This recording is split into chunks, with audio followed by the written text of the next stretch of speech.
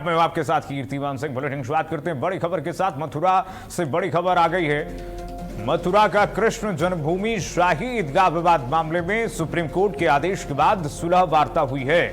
हिंदू और मुस्लिम पक्ष ने सुलह वार्ता में हिस्सा लिया है। जिला विधिक सेवा प्राधिकरण में मीटिंग हुई। सुलह की अगली बैठक 18 अगस्त को होगी। इस वक्त की जो बड़ी खबर आपको बता रहे हैं, श्री कृष्ण जन्मभूमि से जुड़ी जिला विधिक सेवा प्राधिकरण के तत्वाधान में यह मीटिंग हुई है। बड़ी खबर इस वक्त आपको बता दे, मथुरा का कृष्ण जन्मभूमि शाही ईदगाह विवाद मामले में दोनों पक्षों के बीच में सुलह वार्ता हुई है। सुप्रीम कोर्ट के आदेश के बाद यह सुलह वार्ता हुई है। जिला विधिक सेवा प्राधिकरण के मीटिंग हुई है। सुलह की अगली बैठक अब 18 अगस्त को होगी। हिंदू और मुस्लिम पक्ष की तरफ से यह सुलह वार्ता हुई है। बड़ी खबर हम आपको दे रहे हैं इस वक्त की। सुलह की अगली बैठक जो तय की गई है वो 18 अगस्त की तय की गई है। इस मामले में विवाद क्या है जरा वो भी देखते चलिए। मथुरा श्री कृष्ण जन्मभूमि शाही ईदगाह विवाद औरंगजेब द्वारा ध्वस्त किए गए केशव देव मंदिर के अवशेषों पर विवाद है। 1968 के समझौते को अवैध बताया जा रहा है। हिंदू पक्ष का दावा है कि शाही ईदगाह भगवान श्री कृष्ण के जन्म स्थान पर बनी है। औरंगजेब द्वारा ध्वस्त किए गए केशव देव मंदिर के अवशेषों पर यह ईदगाह बना दी गई है जबरदस्ती। 1968 के समझौते को अवैध बताया जा रहा है और यही मामला इस वक्त कोर्ट में है। कोर्ट ने कहा कि सुलह वार्ता कीजिए कम से कम, और जिला विधिक सेवा प्राधिकरण की तत्वाधान में जब मीटिंग हुई है सुलह वार्ता, दोनों पक्षों ने हिस्सा लिया है। सुलह की अब अगली बैठक 18 अगस्त को तय की गई है। इस मामले में यही अपडेट है। 18 अगस्त को अगली बैठक होगी। अगर सुलह से इस पूरे मामले का निदान निकल जाता है, कोई परिणति निकलती है, तो यह मामला सुलह से ही सुलझ जाए, यही अपेक्षा सबको है। अन्यथा यह मामला लगातार विवाद जो है बढ़ रहा है। अब हिंदू पक्ष का जो दावा है कि जहां पर यह शाही ईदगाह मस्जिद बनी है वो शाही ईदगाह मस्जिद श्री कृष्ण भगवान के जन्मस्थली पर बनी है, जहां पर उनका जन्म हुआ, उसी पर इन लोगों ने ईदगाह मस्जिद बना दिया। और यही विवाद इस वक्त तूल पकड़ते हुए नजर आ रहा था। लेकिन सुप्रीम कोर्ट ने कहा कि भाई इसमें सुलह वार्ता भी हो। सुलह वार्ता जब हुई है तो इसमें दोनों पक्षों ने हिस्सा लिया। दोनों पक्षों की तरफ से अपने अपने तर्क रखे गए। तर्क हिंदू पक्ष की तरफ से रखा गया, शाही ईदगाह मस्जिद कमेटी की तरफ से रखा गया। अब जो तर्क, इसमें दोनों तर्कों के बीच में क्या सुलह होती है ये देखना बहुत महत्वपूर्ण है। हिंदू पक्ष ये कह रहा है कि 1968 का जो समझौता है उसे माना नहीं गया। रमन मिश्रा हमारे साथ सहयोगी जुड़ गए इसी खबर पर अपडेट के साथ। ये बड़ी अपडेट है रमन, इस पूरे विवाद में सुलह को लेकर के अगली बैठक 18 को होगी। क्या अपडेट और क्या जानकारी रमन? बिल्कुल आपको बता दें, जिस तरीके से कृष्ण जन्मभूमि का मुद्दा धीरे धीरे गर्म हो रहा है और इस तरह की खत्म होने की तरफ भी बढ़ रहा है। इलाहाबाद हाई कोर्ट में जहां ये मामला चल रहा था वहां सुप्रीम कोर्ट का भी उसमें दखल हो गया और सुप्रीम कोर्ट के निर्देश पर ही लोक अदालत द्वारा दोनों पक्ष, हिंदू पक्ष और मुस्लिम पक्ष की आज बैठक की गई। 3 बजे प्रस्तावित बैठक थी, हालांकि जिसमें चर्चा हुई और अब बैठक जो है अगली 18 अगस्त को होगी। सुलह की बात की है सुप्रीम कोर्ट ने और अब देखना यह होगा कि 18 अगस्त को हिंदू पक्ष और मुस्लिम पक्ष आपस में बैठकर क्या डिस्कस करते हैं, क्या बातचीत करते हैं और कितने कौन सा पक्ष किस पक्ष की कौन सी शर्तें मानता है और या फिर नहीं मानता है। और उसके बाद में 21 से 23 अगस्त तक सुप्रीम कोर्ट में इसको लेकर बातचीत होनी है और सुनवाई होनी है। आपको बता दें कि जिस तरीके से राम जन्मभूमि में भी हाईकोर्ट के बाद फैसला आया और फिर एक बार सुलह का एक जो जिस सुलह की प्रक्रिया भी चली थी, लेकिन बाद में फैसला अंतिम सुप्रीम कोर्ट के ही सुनाना पड़ा था। लेकिन कृष्ण जन्मभूमि में क्या सिर्फ कोर्ट से ही फैसला आएगा या फिर जो पक्षकार हैं वो आपस में ही सुलह कर लेंगे? क्योंकि अयोध्या में भी बाद में जो मुस्लिम पक्षकार थे उन्होंने सबसे पहले सुप्रीम कोर्ट का स्वागत भी किया था। दूसरी याचिका जो लोग डाल रहे थे उससे हटके वो उन्होंने स्वागत किया था और कहा था कि वो राम से कनेक्टेड हैं, अयोध्या राम से जानी जाती है। वैसे ही अब देखना होगा कि जो कृष्ण जन्मभूमि का मामला है, जो कि सदियों से ये विवाद चला आ रहा है। औरंगजेब के जमाने की बात आती है कि औरंगजेब ने जो केशव मंदिर था उसका एक पार्ट तोड़वा के उस वहां पर मस्जिद बनवा दी थी। वहीं पर हिंदू जो पक्षकार उनका कहना है कि जो पूरा परिसर है वो हिंदुओं का है, हिंदू मंदिर का है। वहीं मुस्लिम पक्षकार अपनी मस्जिद को लेकर और मंदिर पार्ट में भी कुछ जमीन को लेकर अड़ा रहता है और जिसके कारण से आए दिन लॉ एंड ऑर्डर को लेकर हमेशा समस्या बनी रहती। सबसे मुख्य बात होती है कि बगल बगल में पड़ने से लॉ एंड ऑर्डर की समस्या हमेशा बनी रहती है, क्योंकि दो मजहब है, दोनों को अलग अलग मानने वाले लोग हैं। कुछ लोग हालांकि अक्सर चीजें शांति से चलती रहती है, लेकिन तमाम ऐसे उपद्रवी लोग होते हैं जो समय समय पर कहीं ना कहीं अशांति फैलाने का प्रयास करते हैं। और कृष्ण जन्मभूमि का मुद्दा 2022 के चुनाव के बाद ही उठ गया था, जब और खास करके जब राम मंदिर प्राण प्रतिष्ठा 2024 में, उसके बाद में भी ये साफ हो गया था कि जो अब अगली लड़ाई है वो कृष्ण जन्मभूमि की है। और कृष्ण जन्मभूमि का जो मामला है वो रमन, मैं नहीं समझता हूं कि ये कोई लड़ाई है। अगर हिस्टोरिकल एविडेंसेस हैं, ऐतिहासिक साक्ष्य हैं, हिंदू पक्ष दिखा रहा है और कह रहा है कि ये भाई मुख्य प्रकट स्थली है भगवान श्री कृष्ण का, तो इसमें कहां दिक्कत है मुस्लिम पक्ष को? मुस्लिम पक्ष को समझौते के आधार पर वहां से हटा लेना चाहिए, मंदिर बन जाए। अगर हिस्टोरिकल एविडेंसेस दिखा रहा है हिंदू पक्ष, तो इसमें तो ये बात तो तर्कपूर्ण हो गई ना कि भाई मुख्य प्राकट्य स्थली भगवान श्री कृष्ण का वही है जहां पर आपने मस्जिद बनाया। इसमें कोई दिक्कत नहीं होनी चाहिए, लाग लपेटी नहीं इसमें। बिल्कुल आपने सही बात कही, लेकिन जिस तरीके से कोर्ट एक सबको अपना अधिकार देता है बात कहने का, बात रखने का, और हमारे यहाँ संविधान में इस चीज की व्यवस्था है कि हिस्टोरिकल चीजों को भी आधार माना जाएगा, उसको भी ये माना जाएगा कि यहाँ पर क्या व्यवस्था थी, कब मंदिर बना था। लेकिन साथ में हमारे यहाँ निर्माण की व्यवस्था है कि किसी भी अगर आपने बताया लड़ाई ना माना जाए, धार्मिक ना माना जाए, हिस्टोरिकल ही माना जाए, तो वहां पर जिस तरीके से मस्जिद बनी हुई है उसके आधार पर मुस्लिम पक्ष वहां दावा करता है।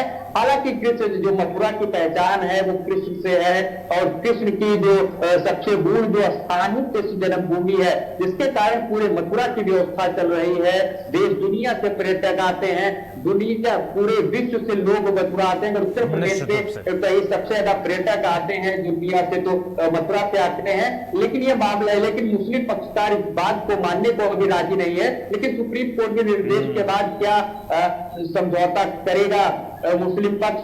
क्या अपनी जो उनकी मांगे हैं उससे मांगों से डाइवर्ट होकर किसी और मांग पर वो सहमत होता है? ये बड़ा सवाल बना हुआ। और 18 अगस्त को जब बैठक होगी तब ये पता चलेगा कि मुस्लिम पक्ष वास्तव में सुलह चाहता है या फिर कोर्ट को ही दखल देकर फैसला सुनाना पड़ेगा। नहीं, समझदारी इसी में है कि भाई मुस्लिम पक्ष और हिंदू पक्ष दोनों पक्षों की तरफ से समझदारी के साथ सुलह के बीच एक मध्यम मार्ग अपना करके जो हिंदू पक्ष कह रहा है उसको समझ लेना चाहिए मुस्लिम पक्ष को। और अगर वो स्थिति वास्तविक स्थिति भगवान श्री कृष्ण का प्राकट्य स्थली है तो आस्था का सम्मान करते हुए आप दूसरे धर्मों का भी सम्मान करिए और जगह दीजिए।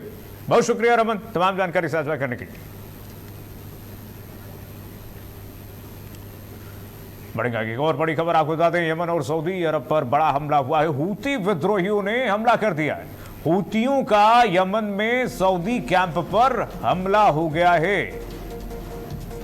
यमन और सऊदी अरब पर यह बड़ा हमला हूती विद्रोहियों ने कर दिया। देखिए जरा, कहा जा रहा था कि ईरान चुप नहीं बैठेगा, और ईरान के हूतियों ने किस तरह से, ये देखिए, यमन और सऊदी अरब पर बड़ा हमला किया है।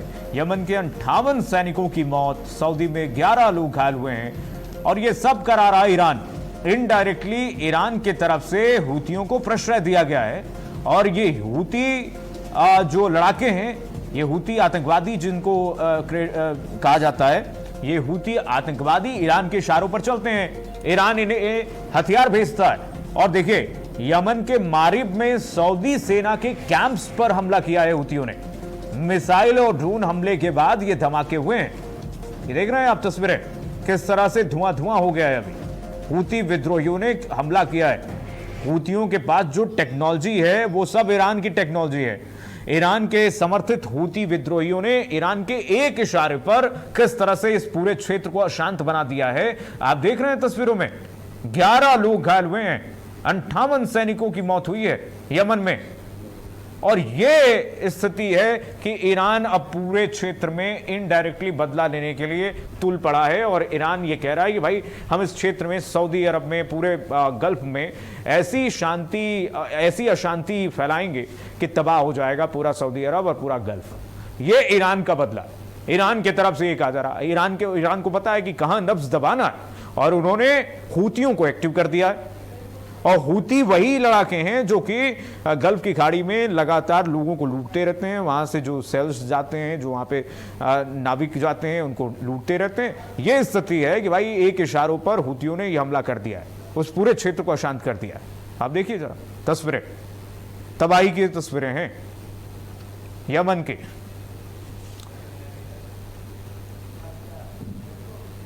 आइए बढ़ते आगे। बारिश प्रकृति का वो तोहफा है जो सूखी धरती को नई जिंदगी देता है, खेतों में हरियाली लाता है और लोगों के चेहरों पर उम्मीद की मुस्कान बिखेर देता है। लेकिन जब यही बारिश अपना रौद्र रूप दिखाती है तो यही बूंदें मुसीबतें बन जाती हैं। कहीं नदियां उफान पर आ जाती हैं तो कहीं सड़कें पानी में डूब जाती हैं, कहीं घरों में पानी भर जाता है तो कहीं लोगों की रोजमर्रा की जिंदगी थम जाती है।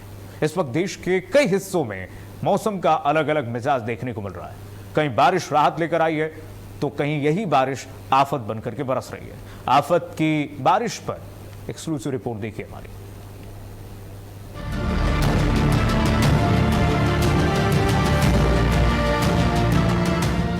बादलों का वार, जनजीवन लाचार, बारिश का डबल अटैक, आसमानी आफत, बेबस जिंदगी, कहीं राहत कहीं आफत।